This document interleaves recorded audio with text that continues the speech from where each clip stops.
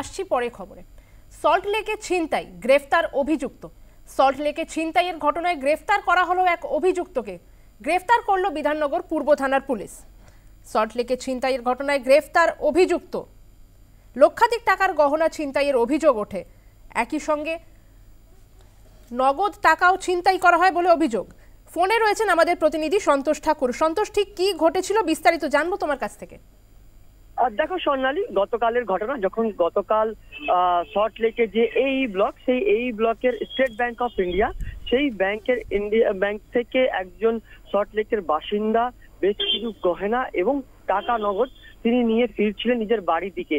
এবং যে সল্টলেকে যে ব্লকের যে ব্যাংক, সেই ব্যাংক থেকে যখন টোটোতে বসে সেই ভদ্রলোক বেরান সোনা গয়না এবং নগদ টাকা নিয়ে, তখন যে কাঠগোলা যে আইল্যান্ড, সেই কাঠগোলা আইল্যান্ডের সামনে যখন টোটোর যে গাড়ি স্লো করেন বা আস্তে করেন, তখনই পেছন থেকে একজন দুষ্কৃতী এসে সেই গহনা এবং নগদ টাকা ভদ্রলোকের হাত থেকে ছিনিয়ে নেয় এবং ছিনিয়ে নিয়ে সেই কাঠগোলা আইল্যান্ড থেকে তারা কেষ্টপুরের দিকে পালাতে শুরু করে। তড়িঘড়ি ভদ্রলোক পূর্ব থানায় যান এবং পূর্ব থানায় অভিযোগ দায়ের করেন।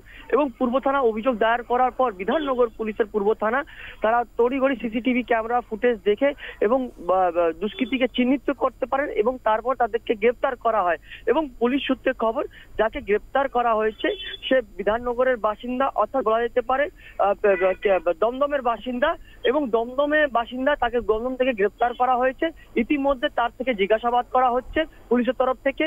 এই যে চক্র একমাত্র এই যে গ্রেপ্তার করেছেন তিনি চালান, কি বাকি এর সঙ্গে কোনো র্যাকেট আছে, এই সমস্ত বিষয় ইতিমধ্যে খতিয়ে দেখছেন পূর্ব থানা। পাশাপাশি যে দুষ্কৃতীকে গ্রেপ্তার করা হয়েছে তাকে আজ বিধাননগর মহকুমা আদালতে পেশ করা হবে এবং পুলিশের তরফ থেকে নিজের হেফাজতে নেওয়ার জন্য আর্জি জানানো হবে।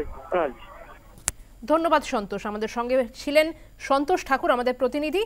আরও জানিয়ে রাখবো, সল্টলেকে ছিনতাইয়ের ঘটনায় এক অভিযুক্তকে গ্রেফতার করা হয়। গ্রেফতার করে বিধাননগর পূর্ব থানার পুলিশ। লক্ষাধিক টাকার গয়না এবং নগদ টাকা সহ নগদ টাকা ছিনতাই করার অভিযোগ উঠেছে তার বিরুদ্ধে। চলন্ত টোটো থেকে ব্যাগ ছিনতাই করা হয়। কাঠগোলা আইল্যান্ডের কাছে ঘটনাটি ঘটে। ধৃতের বাড়ি দমদমে।